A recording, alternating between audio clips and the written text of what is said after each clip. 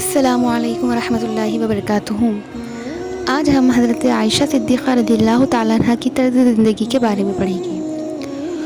ام المومنین حضرت عائشہ صدیقہ بنت صدیق اکبر رضی اللہ عنہ مومن زادیہ، شرم و عزت والیہ ہوتی ہے، عصمت والیہ، وہ حسن کی شہزادیہ، پردے کی ہے آبادیہ، چشم فلک نے آج تک دیکھی نہیں جن کی جھلک، سرمایہ شرم و حیا زیور ہے ان کے حسن کا، شوہر کے دکھ سہتی ہے وہ، منہ سے نہیں کہتی ہے وہ، جب سامنے آتی ہے وہ غیرت سے کٹ جاتی ہے وہ، اعزاز ملت ان سے ہے، نام شرافت ان سے ہے، ایمان پر قائم ہے وہ، پاکیزہ و صائم ہے وہ۔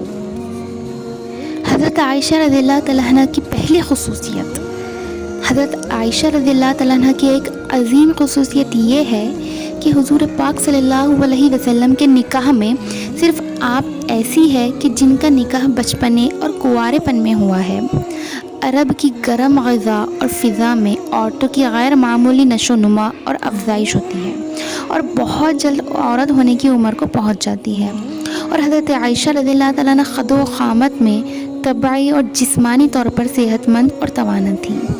اللہ کے نبی صلی اللہ علیہ وسلم کا ہی صرف نہیں بلکہ حضرت ابو بکر رضی اللہ تعالیٰ عنہ اور ان کی اہلیہ ام رومان کا اپنی بیٹی کو اس صغر سنی میں سرکار دو عالم صلی اللہ علیہ وسلم کے درد ولادت پر رخصت کر دینا اس بات کی کھلی ہوئی دلیل ہے کہ حضرت عائشہ رضی اللہ تعالیٰ عنہ کے اندر لڑک پن سے ہی قوت و طاقت، صحت و تندرستی، اعلیٰ نشو و نما، ذکاوت و ذہانت اور نکتہ رسی کے آثار نمایاں تھے۔ آپ صلی اللہ علیہ وسلم کی زندگی قیامت تک کے لیے نمونہ بننے والی تھی۔ اگر خدا نخواستہ آپ صلی اللہ علیہ وسلم سے خطا ہوتی تو اللہ رب العزت متنبہ فرما دیتے۔ یہاں تو خود ذات باری تعالیٰ نے فرشتے کے ذریعے حضرت نبی کریم صلی اللہ علیہ وسلم کو اطلاع فرما کر عائشہ صدیقہ رضی اللہ تعالیٰ عنہ کو آپ صلی اللہ علیہ وسلم کی زوجیت میں دے دیا۔ اب کس کی جرأت ہے کہ انگشت نمائی کر سکے؟ غرض اس نکاح میں مرضی خدا، مرضی رسول، رضائے والدین و اقربا اور عامة المسلمین کی خوشنودی حاصل تھی۔ آپ صلی اللہ علیہ وسلم کا نکاح خواہش نفسانی سے نہیں بلکہ حکم ربانی اور وحی آسمانی سے ہوا۔ اہل عرب میں بھی اس قسم کے نکاح عیب نہیں شمار ہوتے تھے، ورنہ کچھ لوگ تو ایسے ہوتے چاہے اپنے یا غیر جو اس نکاح پر نقد و تبصرہ کرتے۔ اور پھر مکے کے بعد مدینے میں بھی یہود و منافقین کی شکل میں کیا دشمنوں کی کمی تھی؟ بھلا وہ بدنام کرنے کا یہ موقع کیوں ہاتھ سے جانے دیتے؟ حضرت عائشہ رضی اللہ تعالیٰ عنہ کا نکاح 6 سال کی عمر میں اور رخصتی 9 سال کی عمر میں ہوئی۔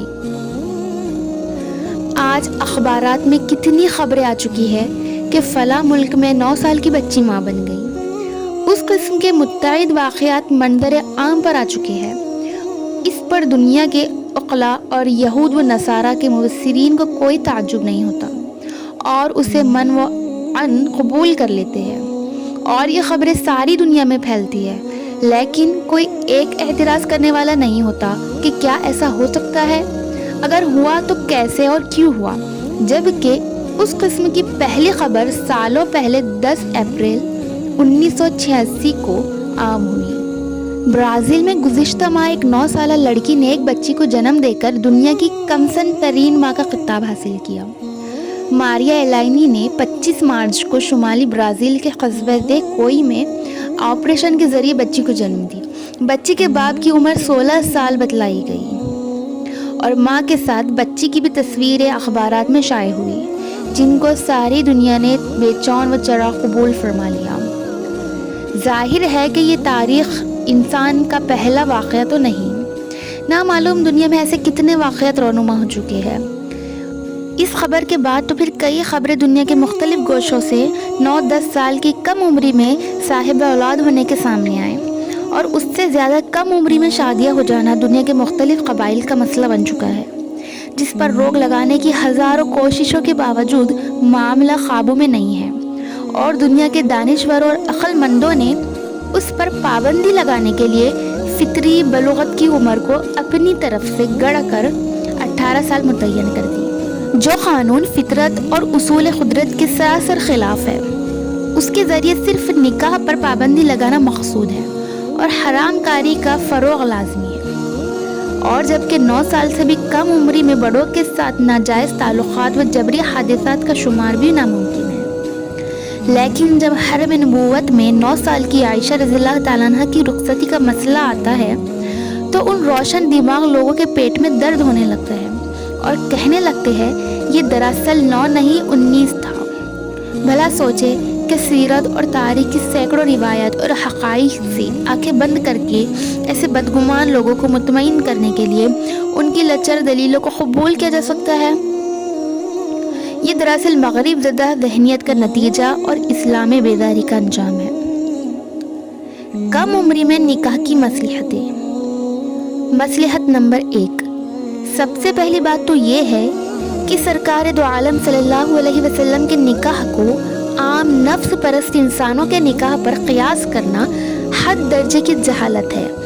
مصلحت نمبر 2، جب آپ صلی اللہ علیہ وسلم کی امت میں کسی بڑی عمر والے کی زوجیت میں کم سن لڑکی رخصت ہو کر آئے تو اس کے ساتھ کس طریقے سے اس کے حقوق اور مزاج کی رعایت کرتے ہوئے زندگی گزارنی چاہیے، یہ سرکار دو عالم صلی اللہ علیہ وسلم کے عمل سے ملے گا۔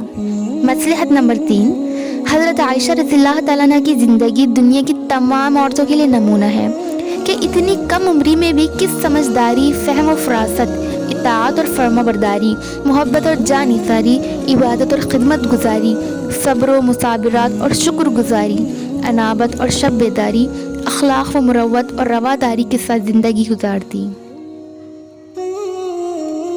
جس کی کچھ جھلک اس سبق میں ہم یہاں پڑھیں گے تاکہ اسے اپنی عملی زندگی میں داخل کرے۔ مصلحت نمبر 4، اللہ کو یہی منظور تھا کہ لڑکپن ہی سے پیغمبر صلی اللہ علیہ وسلم کی زوجیت اور تربیت میں حضرت عائشہ صدیقہ رضی اللہ تعالیٰ عنہ کو دے دیا جائے، جس کا صفحہ قلب بالکل پاک و صاف ہے، باطل کا کوئی نقش اس پر نہیں کھینچا گیا، خود کا زمانہ معصومیت کا ہے، باپ تو صدیق ہے ہی جو رشک ملائک ہے، ماں کو بھی سرکار دو عالم صلی اللہ علیہ وسلم نے حور عین کا نمونہ قرار دیا ہے۔ ایسی صاف و شفاف لوح قلب پر نور نبوت اور علم نبوت کا جو عکس پڑے گا وہ ایسا گہرا نقش ہوگا کہ کبھی مٹ نہیں سکے گا۔ چنانچہ آئندہ 9 سال میں ایسا وسیع اور عمیق علم حاصل ہوا کہ قیامت تک کی امت علم عائشہ کی مرہون منت ہو گئی۔ نکاح کے بعد رخصتی۔ حضرت عائشہ رضی اللہ تعالیٰ عنہ کا نکاح تو مکے ہی میں 6 سال کی عمر میں ہو چکا تھا۔ جب ہجرت کر کے مدینہ آئی تو 1 ہجری میں آپ رضی اللہ تعالیٰ عنہ کی عمر 9 سال ہو چکی تھی۔ حضرت ابو بکر صدیق رضی اللہ تعالیٰ عنہ نے دربار رسالت صلی اللہ علیہ وسلم نے عرض فرمایا کہ یا رسول اللہ صلی اللہ علیہ وسلم، آپ اپنی بیوی کو اپنے گھر کیوں نہیں بلا لیتے؟ آپ صلی اللہ علیہ وسلم نے فرمایا، اس وقت تیرے پاس مہر ادا کرنے کے لیے کچھ نہیں ہے۔ حضرت ابو بکر رضی اللہ تعالیٰ عنہ نے فرمایا، میری دولت قبول ہو۔ چنانچہ 500 درہم حضرت ابو بکر رضی اللہ تعالیٰ عنہ سے قرض لے کر حضرت عائشہ رضی اللہ تعالیٰ عنہ کے پاس بطور مہر بھجوا دیے۔ اس سے پتہ چلتا ہے کہ مہر عورت کا وہ اعزازی حق ہے جو اسے ملنا چاہیے، یہ عورت کی قیمت ہرگز نہیں ہے۔ انصار کی عورتیں دلہن کو لینے حضرت ابوبکر صدیق رضی اللہ تعالیٰ عنہ کے گھر آئی۔ حضرت ام رومان رضی اللہ تعالیٰ عنہ نے بیٹی کو آواز دی، وہ اس وقت سہیلیوں کے ساتھ جھولا جھول رہی تھی۔ آواز سنتے ہی ہانپتی کانپتی ماں کے پاس دوڑی ہوئی آئی۔ ماں بیٹی کا ہاتھ پکڑ کر دروازے تک لائی، وہاں ہاتھ منہ دھلا کر بال سنوار دیے، پھر ان کو کمرے میں لے گئے جہاں انصار کی عورتیں دلہن کے انتظار میں بیٹھی تھی۔ دلہن جب اندر داخل ہوئی تو مہمانوں نے علی الخیر والبرکتی وعلی خیر طائری، یعنی تمہارا آنا خیر و برکت اور نیک نامی ہو، یہ کہہ کر استقبال کیا۔ دلہن کو سنوارا، اس کے بعد وہ علیحدہ ہو گئے۔ اتنے میں اللہ کے نبی صلی اللہ علیہ وسلم تشریف لائے۔ اس وقت آپ صلی اللہ علیہ وسلم کی ضیافت کے لیے کچھ نہ تھا، صرف دودھ کا ایک پیالہ تھا۔ اللہ کے نبی صلی اللہ علیہ وسلم نے پیالے سے تھوڑا نوش فرمایا، پھر حضرت عائشہ رضی اللہ تعالیٰ عنہ کو دے دیا۔ وہ شرمانے لگی، پھر اپنی کم عمر سہیلی کے کہنے پر تھوڑا سا پیا، پھر وہی دودھ بقیہ گھر کے لوگوں کو پلا دیا گیا۔ حضرت عائشہ رضی اللہ تعالیٰ عنہ فرماتی ہے کہ یہی میرا ولیمہ تھا۔ ہمارے لیے کس قدر مقام عبرت ہے کہ وہ خاتون جو عورتوں میں سب سے بلند مقام والی ہے، جس کے لیے سرکار دو عالم صلی اللہ علیہ وسلم نے فرمایا ہو، عائشہ تو عورتوں میں ایسی فضیلت رکھتی ہے جیسے فضیلت تمام کھانوں میں ثرید کو حاصل ہے۔ یہ خاص قسم کا کھانا ہے جو گوشت اور روٹی سے بنتا ہے۔ جس عائشہ کی صورت بصورت انسانی فرشتہ خدمت اقدس میں لایا ہو، جس کے نکاح کی خبر جبرائیل نے دی ہو کہ آپ کا نکاح اللہ رب العزت نے ابو بکر کی بیٹی سے فرما دیا، اس کے نکاح کی سادگی تو دیکھیے کہ نہ نت نئے کپڑے، نہ سجاوٹ، نہ دلہے کی شان و شوکت، نہ ہی بارات کی مصیبت، نہ گانا نہ بجانا، نہ ہنگامے، نہ پٹاخے، نہ شور شرابہ، نہ آتش بازی، نہ کوئی دھوم دھام، نہ چہل پہل، نہ ناچ و رنگ، اور دلہن کے گھر پر ہی دلہا کی ملاقات کرا دی گئی، نہ رخصتی کے ٹیم ٹام، اور نہ ہی جہیز کی لعنت۔ شادی کو ایک ضرورت کے درجے میں رکھ کر ضرورت پوری کر دی گئی۔ اللہ تعالی ہم سب کو اتباع سنت نبوی صلی اللہ علیہ وسلم نصیب فرمائے، آمین۔ حضرت عائشہ صدیقہ رضی اللہ عنہا کی تعلیم و تربیت۔ رسول اللہ صلی اللہ علیہ وسلم کو اللہ رب العزت نے انسانیت کا معلم بنا کر بھیجا تھا۔ حضرت عائشہ رضی اللہ تعالیٰ عنہ آپ صلی اللہ علیہ وسلم کی درسگاہ نبوت کی شاگردہ اس عمر میں بنی ہے جس میں آپ کی تعلیم و تربیت کا زمانہ بالکل شروع ہی ہوا تھا، اس لیے کہ 9 سال کی عمر بالکل لڑکپن کا زمانہ ہے، جس میں ذہن و دماغ کی استعداد و صلاحیت اخذ کرنے اور جذب کرنے کی ہوتی ہے۔ مقولہ ہے، العلم فی الصغر کالنقش فی الحجر، بچپن کا علم پتھر کا نقش ہوتا ہے جو انمٹ ہوتا ہے۔ آپ کے والدین نے بھی تربیت میں کوئی کمی باقی نہیں رکھی تھی۔ حضرت ابو بکر صدیق رضی اللہ تعالیٰ عنہ تربیت کے معاملے میں سخت تو تھے ہی، والدہ ام رومان بھی اس میدان میں کچھ کم نہ تھی۔ علم الانساب، خاندان و نسب کی معرفت اور شاعری کا ذوق اپنے والد کے ذریعے حاصل کیا تھا۔ یہ آپ رضی اللہ تعالیٰ عنہ کا خاندانی ورثہ تھا۔ آغوش نبوت میں حصول تعلیم، گویا کہ گھر کے ڈھلے ڈھلائے مزاج کو نبوت کی آغوش تربیت میں لا کر ڈال دیا گیا، جس کے سائے رحمت میں آپ رضی اللہ تعالیٰ عنہ نے تکمیل ایمان و عمل، کمالات انسانیت، اخلاق کی پاکیزگی، ضروریات دین سے واقفیت، اسرار شریعت کی خبرداری، کلام الہی کی معرفت، احکام نبوت کے علوم کو کمال درجے پر حاصل کیا۔ علوم دینیہ کے علاوہ تاریخ و ادب اور طب میں آپ کو مہارت حاصل ہوئی۔ تاریخ و ادب تو والد بزرگوار سے حاصل کی تھی، اور طب کا فن ان وفود عرب سے سیکھا تھا جو کبھی کبھی اطراف عرب سے بارگاہ نبوت صلی اللہ علیہ وسلم میں آیا کرتے تھے، اور نبی صلی اللہ علیہ وسلم کی خدمت میں مختلف علاج و معالجہ اور دواؤں کا تذکرہ کرتے تھے۔ اللہ کے نبی صلی اللہ علیہ وسلم زندگی کے آخری دنوں میں اکثر بیمار رہا کرتے تھے۔ اتباع عرب جو دوائی بتاتے تھے، حضرت عائشہ رضی اللہ تعالیٰ عنہ کو یاد ہو جاتی تھی، اور اس کے ذریعے آپ صلی اللہ علیہ وسلم کا علاج بھی فرماتی تھی۔ علوم دینیہ کی درسگاہ تو 24 گھنٹہ چلتی ہی رہتی تھی، اس لیے کہ معلم دین و شریعت خود گھر میں تشریف فرما تھے، شب و روز ان کی صحبت میسر تھی۔ حضور پاک صلی اللہ علیہ وسلم کی دعوت و ارشاد اور تعلیم کی مجالس روزانہ مسجد نبوی میں منعقد ہوتی تھی، جو حجرہ عائشہ کے بالکل متصل تھا۔ اس تعلیم میں بھی حضرت عائشہ اپنے گھر میں ہو کر شریک رہتی تھی، اور اگر کبھی کوئی بات صاف نہ سنائی دیتی تو حضرت صلی اللہ علیہ وسلم جب گھر میں تشریف لے آتے تو دریافت فرما لیتی۔ اس کے علاوہ آپ صلی اللہ علیہ وسلم نے عورتوں کی درخواست پر ان کی تعلیم و تربیت کے لیے ہفتے میں 1 دن مقرر فرما دیا تھا۔ اس تعلیمی مجلس میں عورتیں اپنے اپنے سوالات کرتی، نبی کریم صلی اللہ علیہ وسلم جواب عنایت فرما دیتے۔ بعض مرتبہ قابل حیا مسائل کی تشریح حضرت عائشہ رضی اللہ تعالیٰ عنہ کو کرنی پڑتی۔ اس تعلیم اور سوالات سے بے شمار مسائل حضرت عائشہ رضی اللہ تعالیٰ عنہ کو ازبر ہو جاتے۔ قرآن پاک کا اکثر حصہ بلکہ نماز کے علاوہ سارے احکامات اسلامیہ ان 9 سالوں میں نازل ہوئی جس میں حضرت عائشہ رضی اللہ تعالیٰ عنہ بارگاہ رسالت کی شاگردہ تھی۔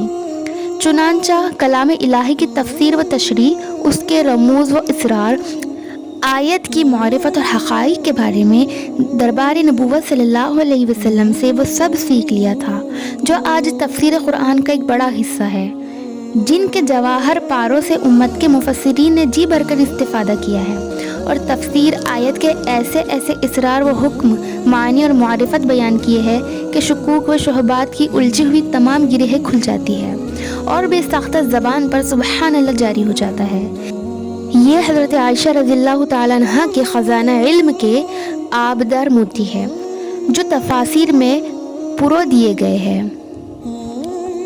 شب و روز 20 مسائل کان میں پڑھتے رہتے۔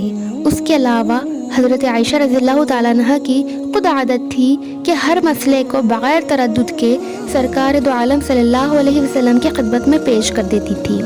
جب تک تشفی نہ ہو جاتی صبر نہیں آتا تھا۔ درس گاہ رسالت سے حضرت عائشہ رضی اللہ تعالیٰ عنہ کے سوالات کی چند مثالیں۔ ایک مرتبہ سرکار دو عالم صلی اللہ علیہ وسلم نے فرمایا، قیامت میں جس کا حساب لیا گیا اس پر عذاب ہو گیا۔ اس ارشاد پر حضرت عائشہ رضی اللہ تعالیٰ عنہ نے عرض کیا، یا رسول اللہ صلی اللہ علیہ وسلم، اللہ رب العزت فرماتے ہیں اس سے آسان حساب لیا جائے گا، تو آپ صلی اللہ علیہ وسلم نے فرمایا اس آیت سے مراد اعمال کا پیش ہونا ہے، لیکن جن کے اعمال کی باز پرس ہو گئی وہ تو ہلاکی ہو جائیں گا۔ ایک مرتبہ سوال فرمایا کہ قرآن میں ہے کہ جس دن زمین اللہ کی مٹی میں ہوگی اور آسمان لپٹا ہوا ہوگا تو مخلوق کہاں ہوں گی؟ آپ نے فرمایا پل صراط پر ہوں گی۔ ایک مرتبہ واعظ میں آپ صلی اللہ علیہ وسلم نے فرمایا قیامت میں لوگ ننگے سر، ننگے پاؤں، ننگے بدن اٹھیں گے۔ تو حضرت عائشہ رضی اللہ تعالیٰ عنہ نے نبی کریم صلی اللہ علیہ وسلم کے گھر میں آنے کے بعد سوال کیا کہ جب یہ حال ہوگا تو کیا مردوں اور عورتوں کی نگاہ ایک دوسرے پر نہیں پڑیں گی؟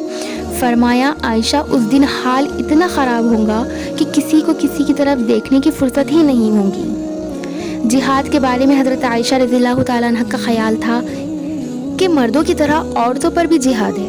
اس کو دریافت فرمایا تو آپ صلی اللہ علیہ وسلم نے فرمایا عورتوں کا جہاد حج ہے، نکاح میں رضامندی شرط ہے۔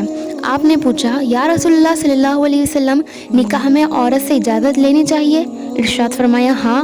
عرض کی کہ وہ تو شرم سے خاموش رہیں گی۔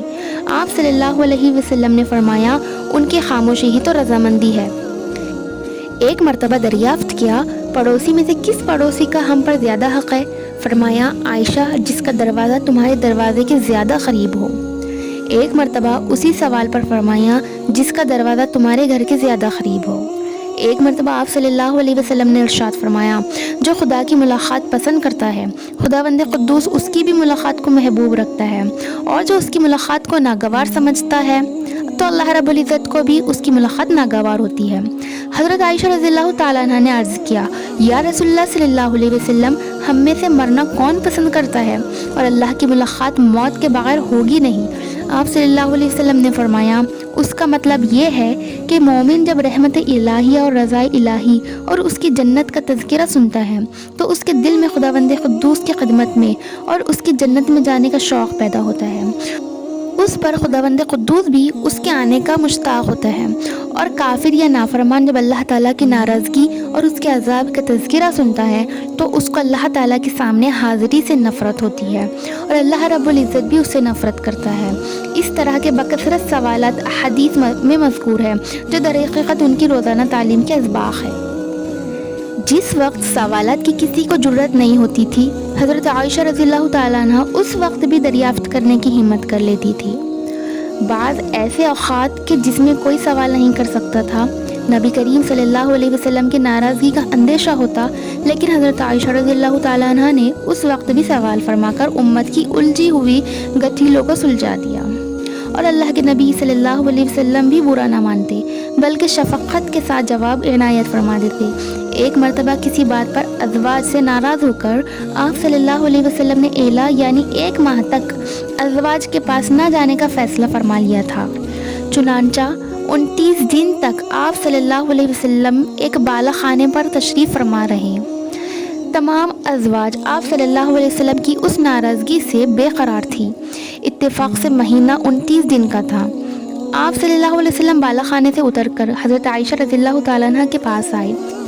ये ऐसा मौका था कि हज़रत आयशा रज़ियल्लाहु ताला अन्हा को खुशी के सबब सब भूल जाना चाहिए था, चाहे जायका नुक्ताचीनी फरमाए, लेकिन उसमें हिकमत ये थी कि अगर कोई भूल हुई तो आप सल्लल्लाहु अलैहि वसल्लम ख़बरदार हो जाए।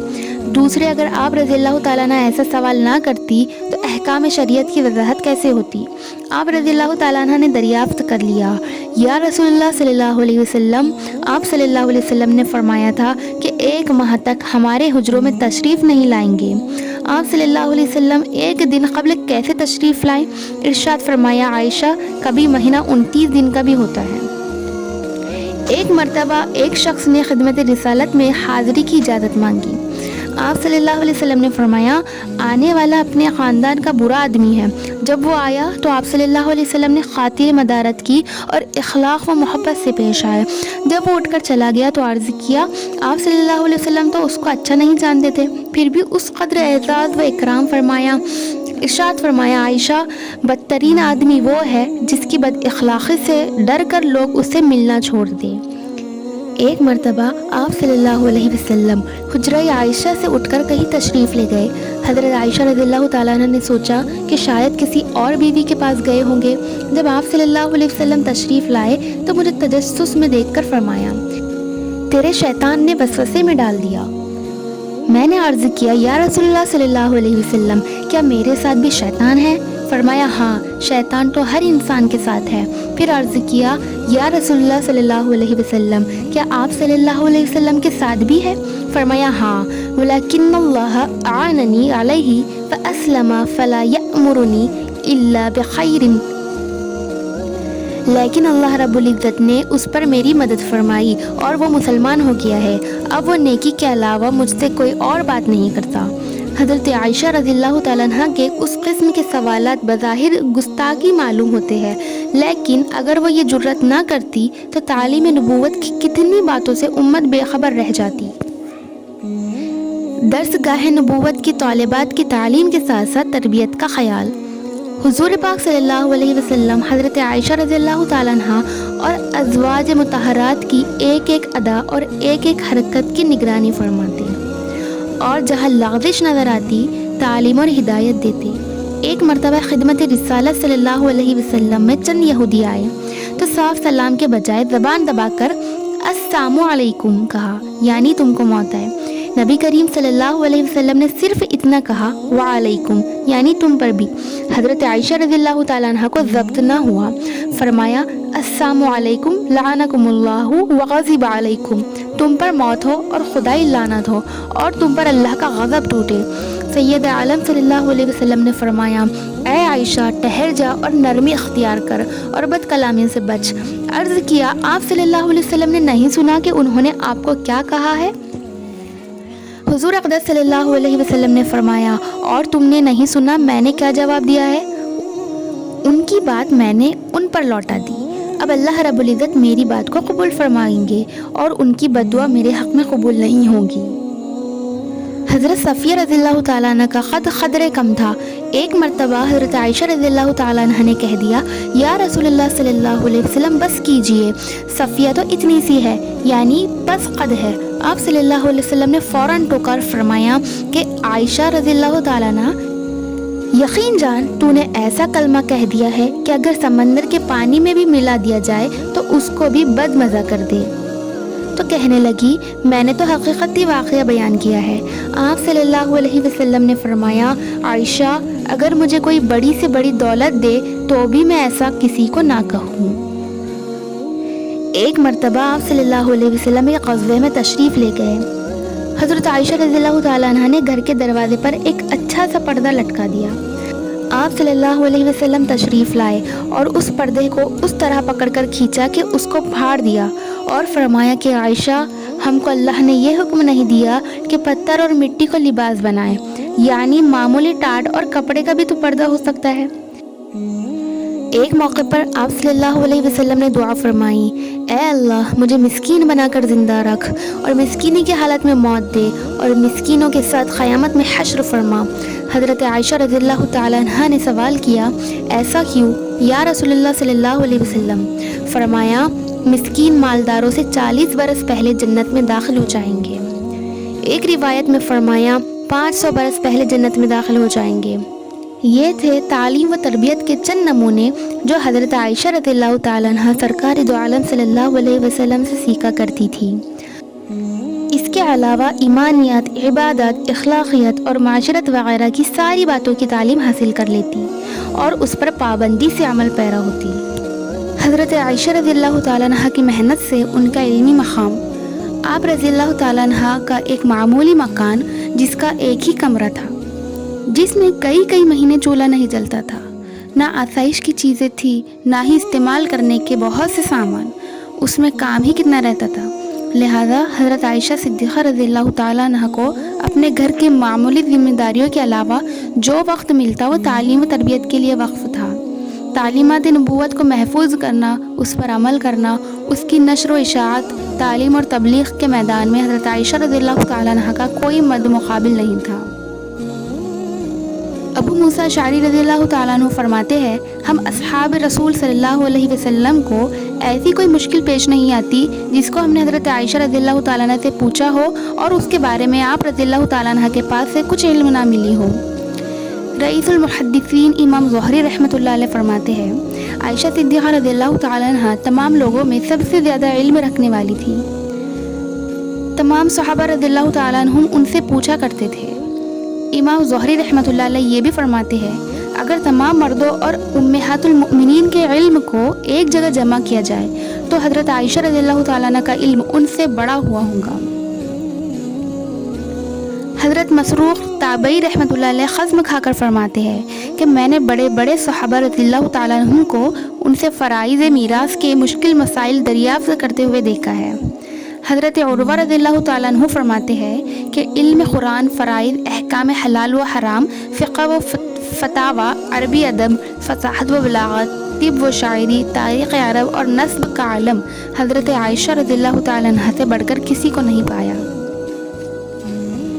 علم دین کی نشر و اشاعت، یہی وجہ تھی کہ کاتب وحی حضرت معاویہ رضی اللہ تعالیٰ عنہ جیسا صحابی دمشق میں رہتے ہوئے اگر کوئی مسئلہ پیش آتا تو آپ رضی اللہ تعالیٰ عنہ کا قاصد شام سے چل کر مدینہ حضرت عائشہ رضی اللہ تعالیٰ عنہ کی خدمت میں آ کر سوالات کرتا اور آپ رضی اللہ تعالیٰ عنہ اس کا جواب عنایت فرماتی۔ حضرت عمر رضی اللہ تعالیٰ عنہ اور حضرت عثمان رضی اللہ تعالیٰ عنہ خود آدمی بھیج کر ان سے مسائل معلوم کرواتے تھے۔